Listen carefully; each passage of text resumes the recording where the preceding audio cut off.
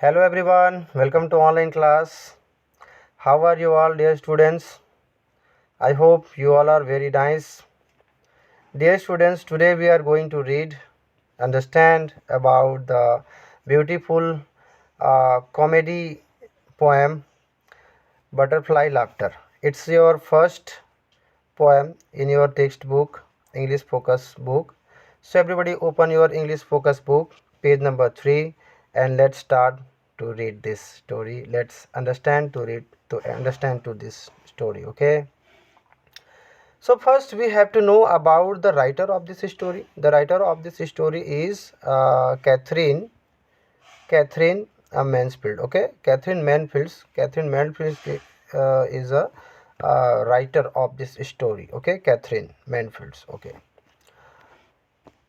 so let's start. Butterfly laughter. Butterfly laughter. अब ये butterfly के बारे में हंसी वाली एक कहानी है.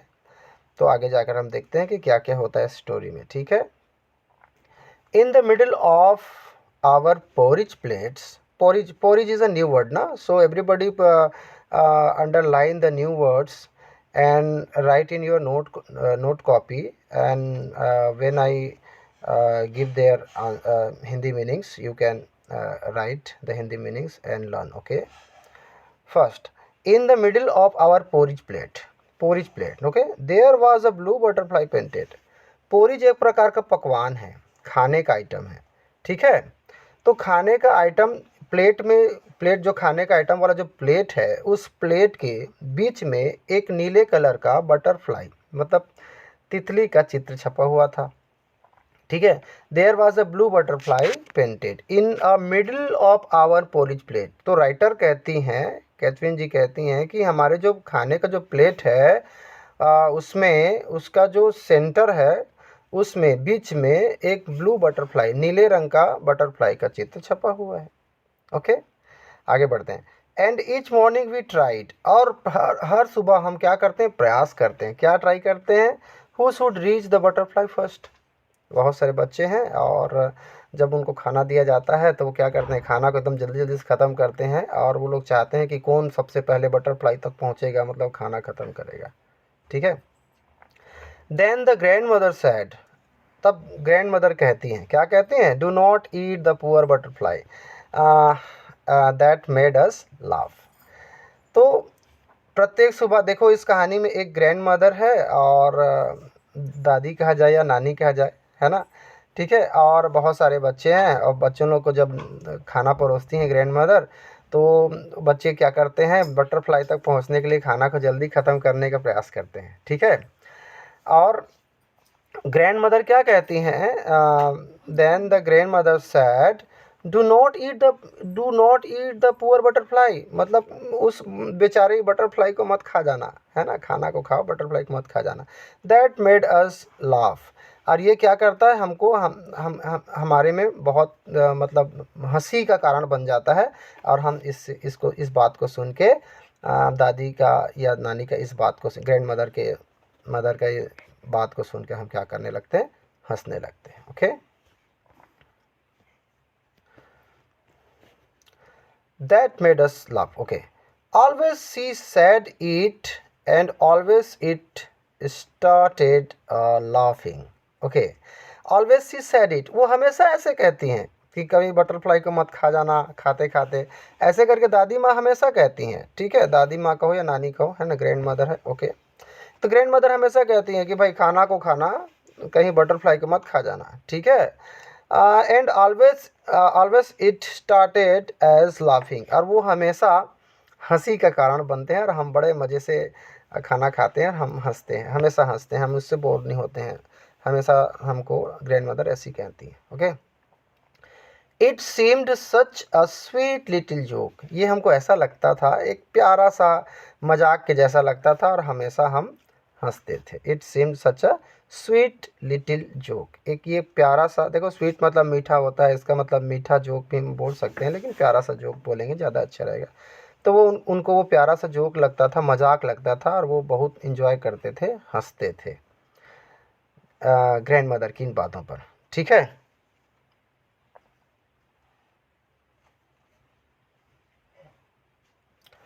Okay. I was certain that one fine morning, I was certain that one fine morning, writer कहती हैं कि एक सुबह मैंने पाया, क्या पाया? The butterfly would fly out our plate. Butterfly जो है हमारी प्लेट से उड़कर कहीं जा रही है। ठीक है, एक दिन मैंने पाया ऐसे कि the butterfly would fly out of our plate, हमारी प्लेट से बटरफ्लाई उड़कर कहीं जा रही है। ठीक है, laughing the tiniest laugh in the world, और जब बटरफ्लाई प्लेट से उड़ के जाती हैं तो उनको पूरे विश्व का प्यारी सी छोटी सी मुस्कान उसके अंदर था, वो हंस रही थी हल्का सा। लाफिंग मतलब हंसना होता है।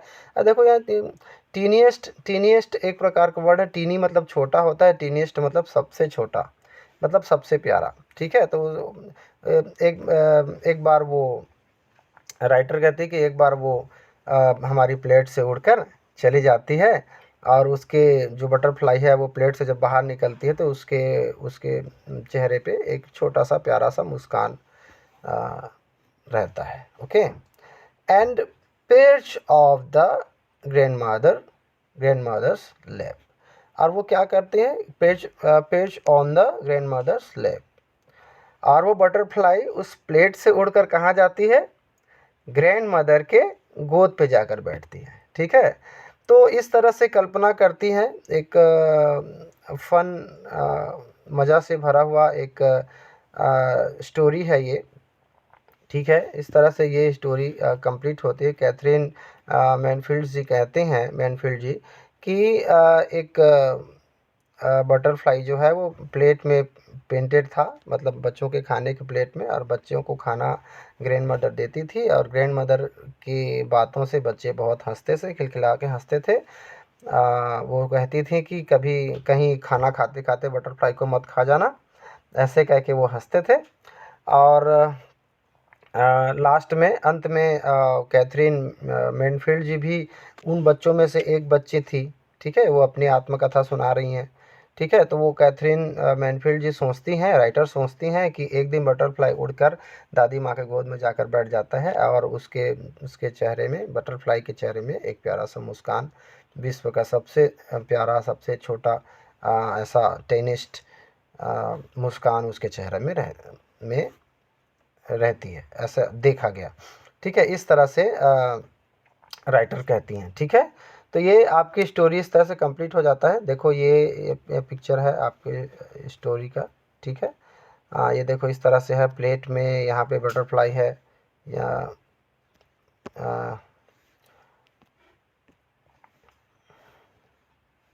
ये देखो प्लेट में बटरफ्लाई है यहाँ पे, है ना। हो सकता है इनमें से कोई इनमें से या इनमें से कोई बच्चे जो हैं वो एक राइटर हैं जो इस स्टोरी को लिखे, कैथरीन जी हैं। ठीक है, तो ये स्टोरी इस तरह से आपका कंप्लीट होता है। वीडियो कहाँ तक बना? ओके, मैं देख लेता हूँ थोड़ा सा। Okay, the new words of this story is porridge. Porridge मतलब मैं बताया था एक प्रकार का खाने का आइटम है। ये कैसा होता है? Thick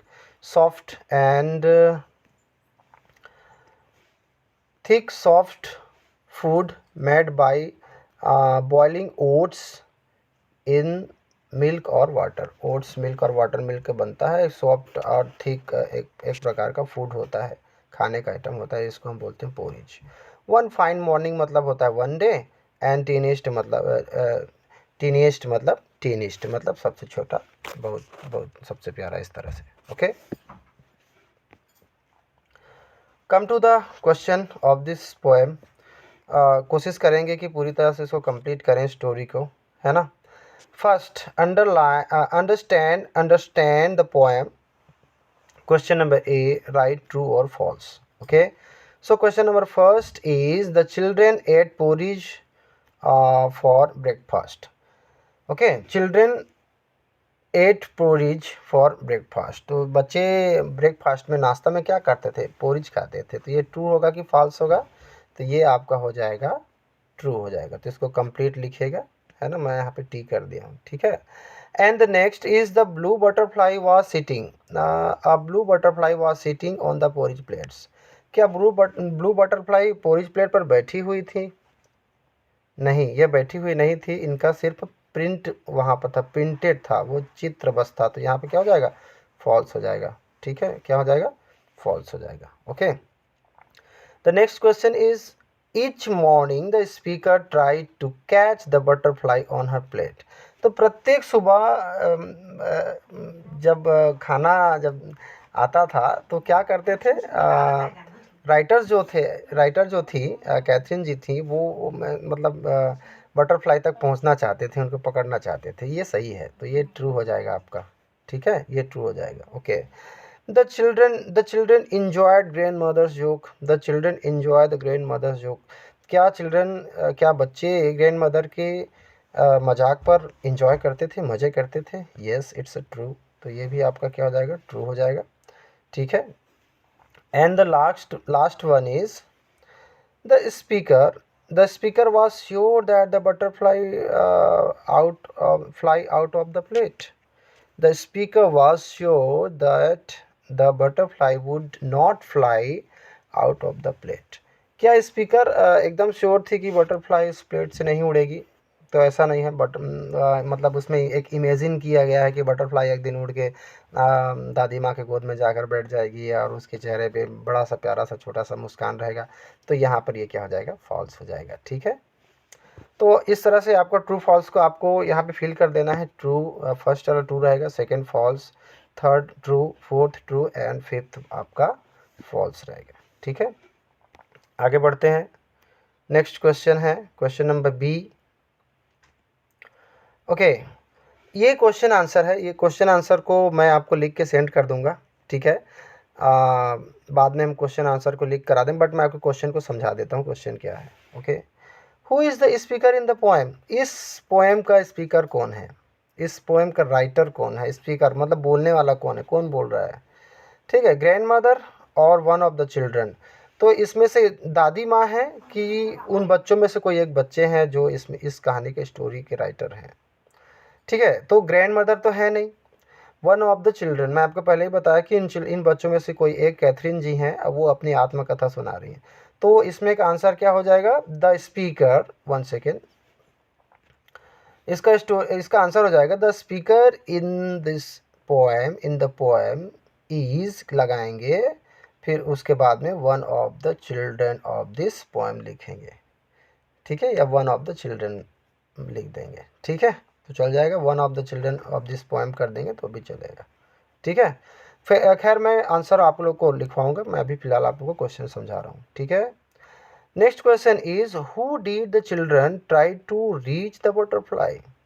Sorry, how did the children try to reach the butterfly? The children tried to reach the butterfly for finishing their food, eating fastly. Okay, तो इस तरह से आप बोल सकते हैं। मतलब क्वेश्चन कहने का मतलब ये है कि बच्चे कैसे बटरफ्लाई तक पहुंचने का प्रयास करते थे। तो उनको खाना दिया जाता था, तो खाना को लोग क्या करते थे, जल्दी जल्दी फिनिश करते थे बटरफ्लाई तक पहुंचने के लिए। ठीक है, तो the children try to reach the butterfly for fastly finishing their food. इस तरह से हम लिखेंगे, मैं क्वेश्चन लिखवाऊंगा अभी बाद में। ठीक है, the next question is why did the children laugh at grandmother's words? Grandmother's words, बच्चे ग्रैंडमदर के बातों से कैसे स्माइल करते थे, कैसे हंसते थे? तो आपके स्टोरी में यहाँ पर दिया गया, देखो, the children at grandmother's words, the children laugh at grandmother's words। यहाँ पे मैं बताता हूँ आपको, क्योंकि क्या होता था, it seems such a little joke, it seems such a little joke। okay, always she said, and always it started as laughing। हमेशा वो कहती थी, क्या कहती थी, do not eat the poor butterfly, this is the word, this is the word, this is the sentence. Okay, यही sentence है जिसके कारण बच्चे दादी माँ की बात को सुन के हंसते थे कि कहीं तितली को ना खा जाना, ऐसा बोलती थी। Okay, the next question is what did the speaker thinks the beautiful word would do, the butterfly would do. Okay, what did the speaker thinks, speaker क्या सोचते थे, द बटरफ्लाई वुड डू, मतलब बटरफ्लाई क्या करेगी, ऐसा क्या सोचती थी बटरफ्लाई के बारे में। The speaker thinks about the butterfly, butterfly one day butterfly can fly and go to the grandmother's lab. Okay, तो ये इसका आंसर हो जाएगा। मतलब बच्चे दादी सॉरी राइटर सोचती थी, कैथरीन जी सोचती थी, द स्पीकर थिंग्स, स्पीकर सोचती थी butterfly would fly one day, एक दिन बटरफ्लाई प्लेट से उड़ के दादी माँ के गोद में जाके बैठ जाएगी, ऐसे करके वो सोचती थी। तो ये क्वेश्चन 4 है। क्वेश्चन आंसर मैं आपको और अच्छे से लिख पाऊँगा। फिलहाल आप अभी स्टोरी को अच्छे से समझिए, है ना। The next question is question number D. Read this. Read 1 minute. Read these lines and answer the questions. ये भी क्वेश्चन आंसर से बड़े बहुत सारे क्वेश्चंस हैं इसमें, है ना। फर्स्ट दिया गया है, do not eat the poor butterfly. Poor butterfly मतलब बेचारी बटरफ्लाई को मत खा जाना, ऐसा बोला गया है। इस स्टोरी के इस सेंटेंस के लिए कुछ क्वेश्चंस दिए गए हैं यहाँ पे। हु सेड दिस, ऐसा किसने कहा। तो ऐसा किसने कहा, दादी माँ ने कहा। किसने कहा, दादी माँ ने कहा ऐसा, ठीक है। And the next one is question number B, why did the speaker say it. Speaker ऐसा क्यों कह रही हैं, स्पीकर ऐसा क्यों कह रही हैं, क्योंकि बच्चे लोग इतना तेज़ी से खाते थे बटरफ्लाई के पास पहुंचने के लिए। तो इसमें दादी माँ मजाक करती थी बच्चों से, जोक करती थी, और वो कहती थी कि कहीं बटरफ्लाई को मत खा जाना करके। तो इस तरह से इसका कहानी होगा, या इसका आंसर होगा, ठीक है। Next question is, it seems such a sweet little joke. यह एक प्यारा सा मजाक की तरह लगता था। अब इस पर क्वेश्चन क्या बना है, what seemed a sweet little joke. कौन सा स्वीट लिटिल जोक जैसा लगता था, कौन सा मजाक की तरह लगता था। जो दादी माँ कहती थी ना कि इसको मत खा जाना, ये उनके लिए एक प्यारा सा मजाक की तरह लगता था। Why did it seem to be a joke, ऐसा क्यों लगता था कि एक मजाक की तरह क्यों लगता था। क्योंकि ये ऐसा दादी माँ इसलिए कहती थी कि बच्चों को मतलब बटरफ्लाई बहुत पसंद रहता है, और बटरफ्लाई तक वो लोग पहुंचने का प्रयास करते रहते हैं, और कहीं खाते खाते तुम भी बटरफ्लाई को भी मत खा जाना, ऐसे करके वो मजाक करते थे। तो ये क्या है ना, ये उनको एक जोक की तरह लगता था बच्चों को। It seem such a sweet टिटी। Okay, it's completed. Okay, question number 3, laughing the teeniest laugh in the world. The question number A is, who would laugh the teeniest laugh? Whose laugh? मतलब एक छोटा सा प्यारा सा जो हंसी है वो किसका है। Who would laugh? कौन कौन ऐसा हंस सकता था। तो butterfly can laugh, the butterfly can laugh the tiniest laugh. Okay, तो ये छोटा सा प्यारा सा जो हंसी है वो किसका हो सकता है, बटरफ्लाई का हो सकता था, ऐसे करके कैथरीन जी का सोच था, राइटर का सोच था। Okay, the last question is question number B, why would it be so. ऐसा क्यों, ऐसा क्यों। ये एक प्रकार के इमेजिन था, है ना, ये एक राइटर का एक प्रकार का इमेजिन था, ऐसा क्यों हो सकता था। तो बटरफ्लाई मतलब राइटर का एक प्रकार का थिंकिंग था कि एक दिन वो उड़ के दादी माँ के गोद में जाकर बैठ जाएगी, क्योंकि हम खाने के लिए टूट पड़ते हैं, तो कहीं उनको डर ना पड़ लग जाए कि मेरे को खा जाएगा करके, और इस डर में वो कहीं किसी न किसी दिन एक दिन उड़ के दादी माँ के गोद में जाके बैठ जाएगी, ऐसा टाइप का उनका इमेजिन था राइटर का, ठीक है। आई होप आप सभी को ये स्टोरी अच्छे से समझ में आया होगा। वीडियो को अच्छे से देखिए, जो भी क्वेरीज हैं, क्वेश्चंस हैं, आप कमेंट करिए। आप यूट्यूब में भी कमेंट कर सकते हैं, आप व्हाट्सएप में भी कमेंट कर सकते हैं। ओके, और मैं तो चाहूँगा कि यूट्यूब में आप कमेंट करिए, ताकि ऑन द स्पॉट मैं यूट्यूब में का कमेंट सेक्शन को देखते ही रहता हूँ, और इसमें आपको रिप्लाई तुरंत मिलेगा, ठीक है। व्हाट्सएप में भी आप कमेंट कर सकते हैं। व्हाट्सएप में आपको सिर्फ क्लास टाइम में ही रिप्लाई मिलेगा, बाकी टाइम में मैं व्हाट्सएप नहीं देखता हूँ, ठीक है। तो सभी बच्चे वीडियो को अच्छे से देखिए और अच्छे से समझने का प्रयास करिए। बहुत प्यारा सा स्टोरी है, बहुत ही मतलब लंबा समय लेके धीरे से आप लोग को अच्छे से मैं समझाने का प्रयास किया हूँ। सभी को आई होप समझ में आ गया होगा। न्यू वर्ड्स को भी आप लोग अंडरलाइन कर लीजिएगा और सारे स्टोरी को अच्छे से समझ लीजिएगा। ओके, ठीक है। Okay, bye everybody, see you next time.